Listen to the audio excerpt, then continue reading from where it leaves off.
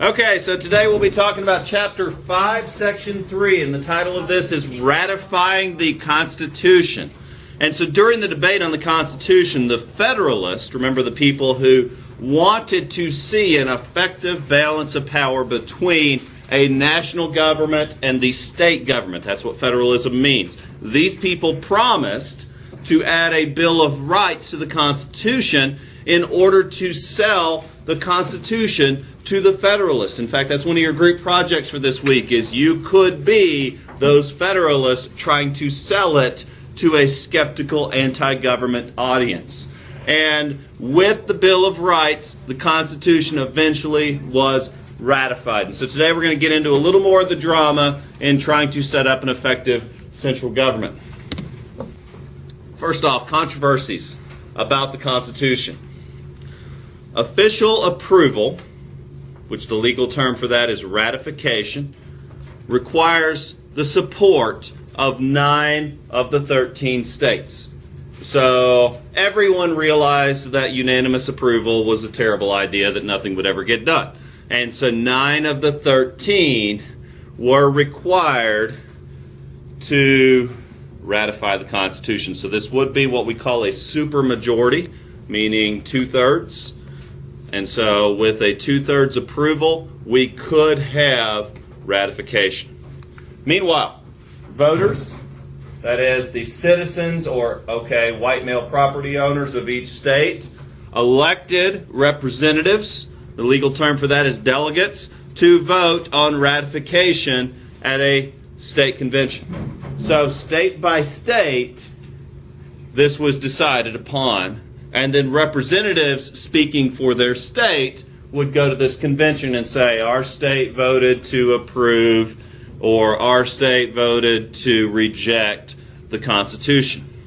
And so the purpose of this process was to bypass state legislatures, because the existing state legislatures were likely to oppose, because in order to create a national government, state legislatures would have to relinquish much of their power, because under the Articles of Confederation, states were essentially nations. And states didn't want to lose that power, because in order to create a constitution, states would no longer be nations, they would be states. The word's interchangeable, it's confusing. Well, anyway, those who approved the Constitution called themselves Federalists. Now, Federalists favored a balance of power between the state and the national governments. There are some important Federalists that are worth mentioning. For example, George Washington. He was a Federalist. That was the party that he ran for president under. In fact, when he ran for president, we were a single-party government.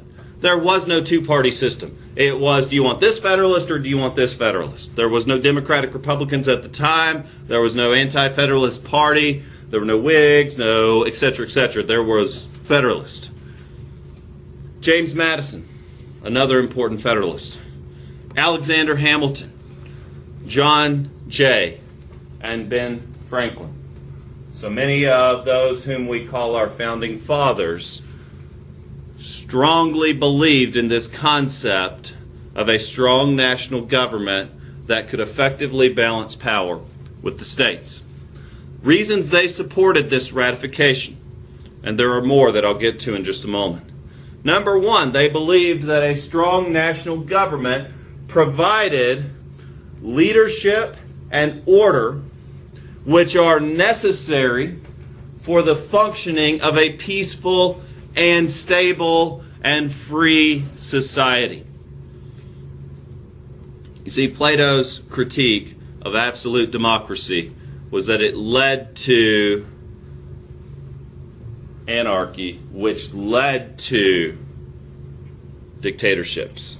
Because in the absence of power, someone will rise up and promise stability. So they believed that federalism was the answer to history's greatest problem of how to set up an effective and peaceful society. And finally, to help residents of smaller states compete with residents of larger, more powerful, more wealthy states. Because the issue of one state, one vote, as the only basis for government has already proven a failure.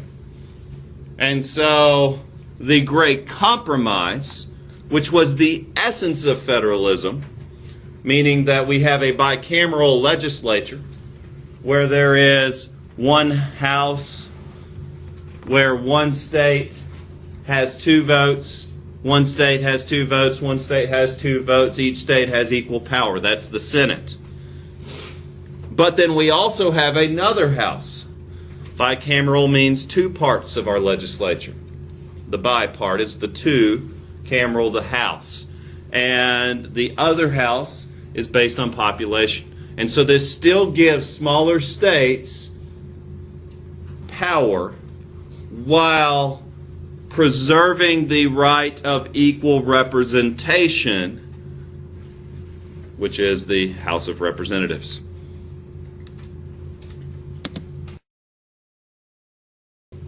On the opposing side are the Anti-Federalists. These individuals oppose even the very idea of a strong central government.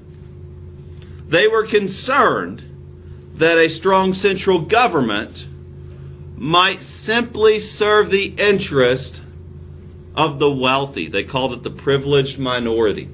They were concerned that a strong central government focused in one place might only listen to the 1%ers and might ignore everyone else, because that's what they had seen historically. They had plenty of reason to feel this way because this was the type of government that was being experienced in many other places around the world at this time. And they felt that a strong central government would be unlikely to manage a large country well. And again, they had many reasons from history to feel this way. For example, the Mongols managed to conquer the largest empire on earth. They were the most bloodthirsty and feared people that perhaps have ever existed. They were the greatest conquerors in history. But they weren't very good leaders. In fact, the Chinese did most of the actual ruling of the empire. They were just the bloodthirsty savages that would lop people's heads off if they looked at them funny. So nobody messed with them, sure. They were undefeated. They could have conquered Western Europe if they had so desired. In fact, if they had really pushed it, we might be speaking Mongol instead of English today. True story. Nobody messed with these guys. But they were terrible leaders. They had the most powerful empire, the biggest, widest empire that has ever existed. But, I mean, let's face it. The empire that they ruled over was representative of thousands of different cultures and languages, many different religions, and was very poorly united. Now let's think of the second biggest empire in history, Russia. Same problem. You have people speaking different languages, following different religions, and no matter how powerful the ruler was and how cruel and oppressive they were never able to effectively unite through a strong central government. And that was the fear of the Anti-Federalist. Prominent Anti-Federalist, Patrick Henry. He was the give me liberty or give me death guy. So he is certainly going to oppose any infringements on his personal liberty. Samuel Adams, the founder of the Sons of Liberty. Again, these were people who valued individual freedom, perhaps even more so than stability. And Richard Henry Lee, who would be an ancestor of none other than Robert E. Lee. Very significant. So reasons for opposing ratification. What did they have against this idea of federalism? And again, if you're selling this in your group project, you need to acknowledge the counter-argument that this is a very legitimate argument. In fact, it would be this that was the legal basis, the philosophical basis for the Civil War. The same argument would be made 87 years later. They feared that a strong national government would by nature abuse its power. Let me repeat that. They feared that a strong national government would, by its very nature, abuse its power. They believed that a strong national government would certainly restrict freedoms that had helped bring them financial success. So they feared a loss of much of their freedom. Because the purpose of a government, the purpose of a society, is that we sacrifice some of our freedom to have this stability. And many of these Anti-Federalists didn't want to sacrifice their freedom. Okay, so a little about both sides. Who favored whom? Typically, your Federalists were merchants, that is business people, workers in various industries and factories, and these people tended to favor regulations on trade, which was a big selling point within federalism, is that an effective central government could regulate interstate commerce, could regulate commerce between nations. In fact, supporters of federalism were often the smaller and weaker states. They wanted the protection of a strong government. You know, for example, us versus China, North Carolina versus China, sorry guys, it doesn't matter how many rednecks and shotguns and pickup trucks we got, we're not taking China by ourselves. The United States versus China? Okay, I'd throw some money on that. North Carolina versus China, sorry guys, I know the mountains well and I can hide in them. That's what I'm doing. I'm going to hide in the mountains if the Chinese invade North Carolina. United States versus China, again, that strong central government promising protection. Now, meanwhile, who supported the Anti-Federalist? Well, rural areas. Rural.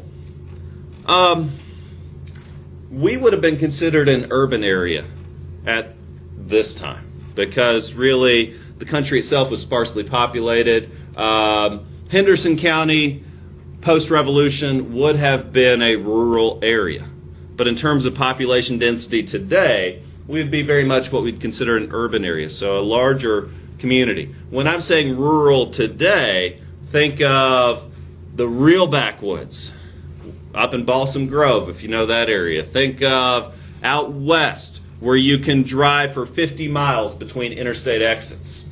You know, you ain't seen rural till you've driven out west.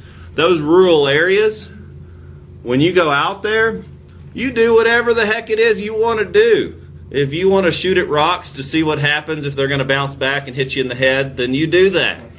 And you're not going to hear a soul.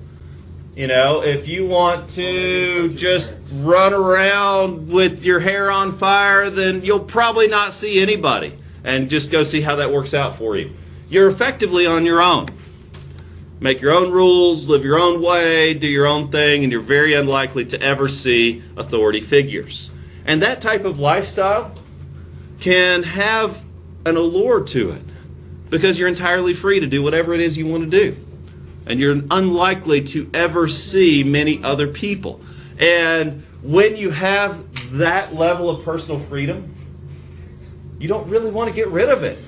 You don't really want to give that up. And so Anti-Federalists tended to be people living in rural areas. And also, they tended to be people who feared additional taxes. Remember, guess who rebelled against the Articles of Confederation? It was a group of farmers protesting about taxes. Guess who rebelled against the British? It was a group of what would later become Anti-Federalist. I mean, you heard Samuel Adams, Patrick Henry. These were many leaders in the Revolution. And they resented having to pay taxes. A stronger federal government does mean more taxes. Now, many large or strong states, so we have rural states, but many large or strong states also feared a loss of freedom to a strong central government. For example, when I was in college, I met two guys from Germany. I couldn't help myself. I had to ask them about Nazis. Well, anyway, they wanted to talk more about the Cold War. And they wanted to talk more about East Germany and West Germany. West Germany during the Cold War did much better economically than East Germany. East Germany is still considered the impoverished portion of the country. And now that the two have reunited, East Germany is a drain economically on West Germany. Now that we are united as a country, many of the southern states are a drain economically on the larger, more powerful states in the Northeast. True story. We are among some of the poorer states in our country. And so we are somewhat of a financial burden to the wealthier states. And many large and strong states feared that a strong central government uniting these states economically would be a drain on them financially. Now, the Federalist Papers were a series of essays that defended and explained and attempted to analyze the Constitution. They are amazing documents, certainly worth reading, and they were widely distributed and studied during the time of the ratification of the Constitution. So, in short, you're likely to see excerpts of the Federalist Papers on this week's test.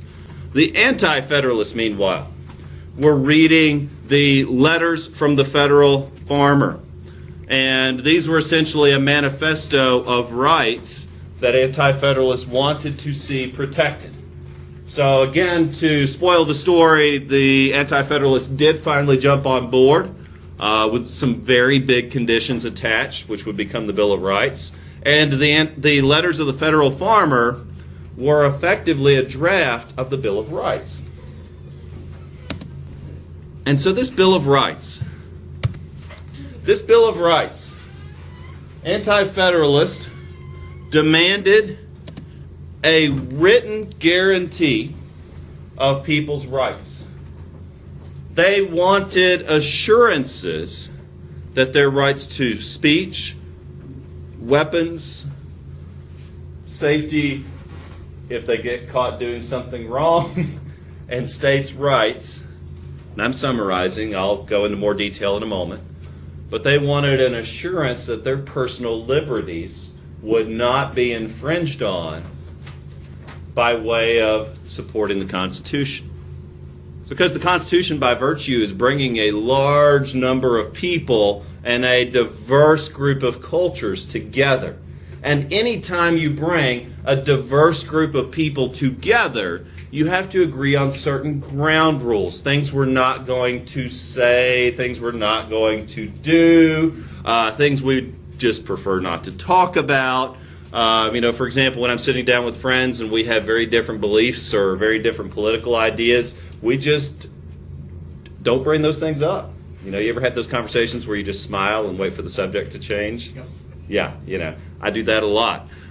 When you have to bring together people from many different walks of life, then yes, it does mean somewhat of a sacrificing of some of your freedoms. And all the Anti-Federalists wanted was a guarantee that the big ones wouldn't be taken away. Meanwhile, the Federalists promised this Bill of Rights if it meant that the states would ratify the Constitution. And so the process of ratification took quite some time, where these people were meeting and disagreeing and arguing and getting really upset with one another because they just couldn't figure out how to make it work. In fact, it took from December of 1787 all the way until the next summer. So that whole winter, these people were just arguing, fighting, and going over details. And these are all lawyers, so they're definitely trying to be careful and thorough. Now, 9 out of the 13. That's what these guys need. They don't need all the states, but they need 9 out of the 13. And they needed particularly the support of large states like Virginia and New York. In fact, after much debate, eventually Virginia and New York would both jump on board. Virginia was a big holdout. They were certainly a lot of Anti-Federalists living in Virginia. It was a very populated, very wealthy state, still is today. And when they jumped on board with New York, there were finally enough states to ratify the Constitution. And so this new government became a reality by 1789. But of course, like I said, one of the big aspects, really the closing point, was the Bill of Rights. It's a beautiful document. We're going to review it in just a moment.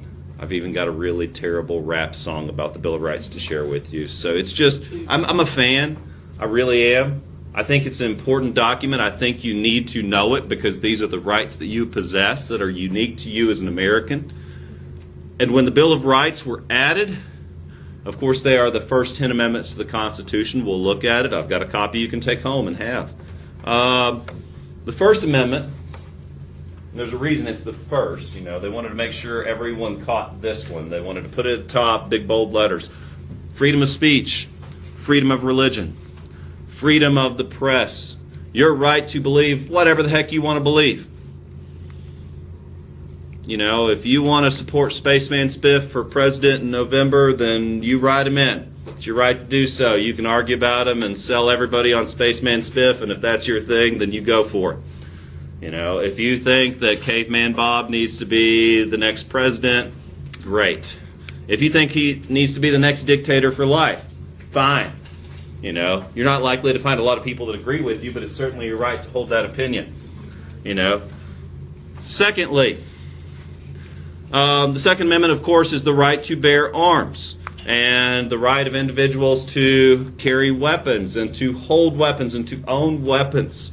That is a right that certain countries have deprived their citizens of, both historically and today. And so it is the Second Amendment of the Constitution that you are guaranteed the right to have in your possession weapons which, if used, could cause deadly harm for a number of reasons. But again, that is one of the rights contained in the Bill of Rights. Next, the Third Amendment is the no quartering of soldiers. I told you we'd come back to that one. It was just a pet peeve that the British were stationing troops in people's homes during times of war. And crashing on couches is not cool, especially if it wasn't your choice to invite these people in. And that is certainly an infringement on people's personal liberties.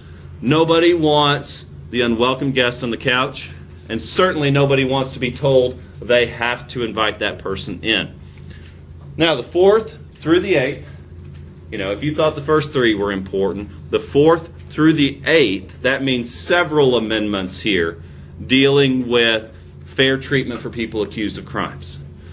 You know, so if you thought your right to speech was a big deal, and it certainly is, it's why it's the first, there are a number of amendments dealing specifically with your rights if you get in trouble. And again, there's a reason for this in history. Historically, people have been thrown in jail for all manner of things. Read Count of Monte Cristo sometime. It's a fictional work set in France about a man who was accused of a crime he didn't commit. It didn't even go to trial. He was thrown in prison for 20 years. It's actually a love story. He was kept away from the woman he loved for 20 years until he finally escapes. It's an amazing, amazing book. You got to read it. It's really well done. Of course, Christian Bale did do the movie, and it's worth watching the movie as well, but read the book. Anyway, for 20 years, he didn't commit the crime. He didn't even have the right to testify in a public hearing about why he didn't do it. He was never accused. He was never considered innocent until proven guilty. There was no burden of proof. They just wanted him to go away. I don't want to spoil it. They just wanted him to go away. And so they did. Mysteriously, he disappeared. He went into a big, strong castle and was hidden there in a dark dungeon. And the rest you need to read. Well, anyway, there's a big reason why we place a high priority on innocent until proven guilty. Because it's your right to feel safe from your own government, to live in peace, and to have a happy life without the stress of what you might say or who you might anger and how that might affect the rest of your life.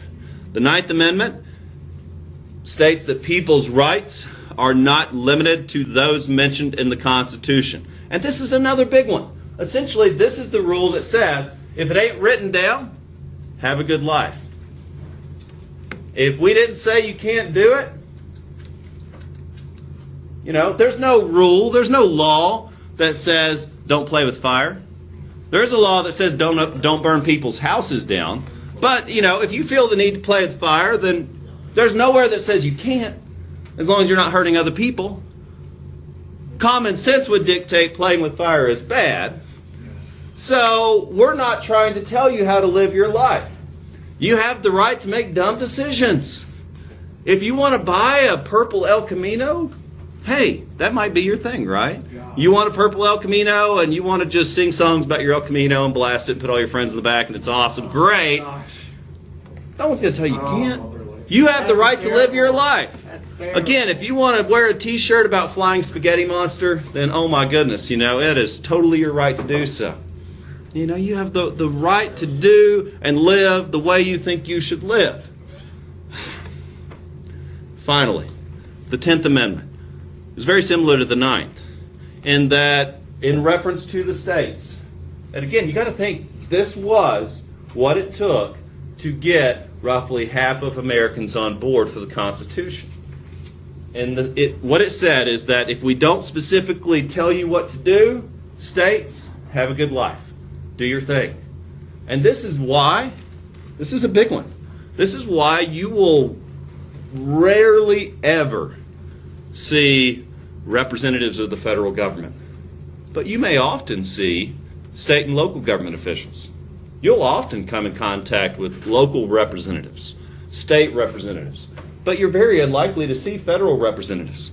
I mean, yeah, okay, if you commit a federal crime, then you might get to meet the FBI, and that's great, get their autograph, but again, you will rarely see them. Because the 10th Amendment states that people and states have all rights not specifically assigned. If you commit like a federal crime, you meet the FBI.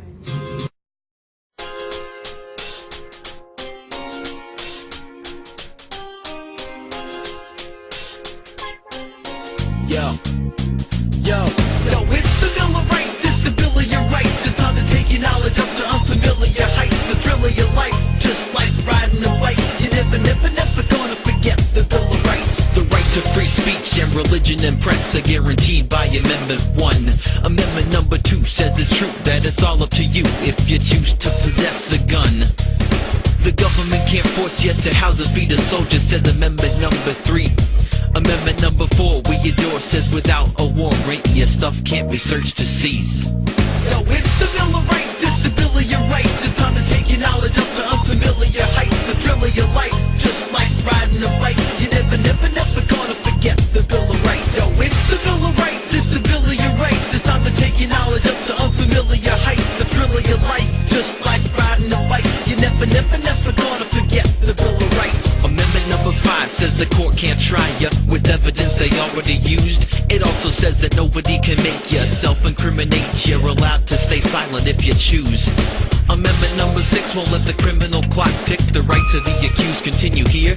And then Amendment number 7 gives you 1 plus 11, a trial by a jury of your peers. If it's cruel and unusual punishment, it's ruled out by Amendment 8. Amendment number 9 says that other rights are fine, and 10 gives the rest to the states. Yo, it's the Bill of Rights, it's the Bill of your rights. It's time to take your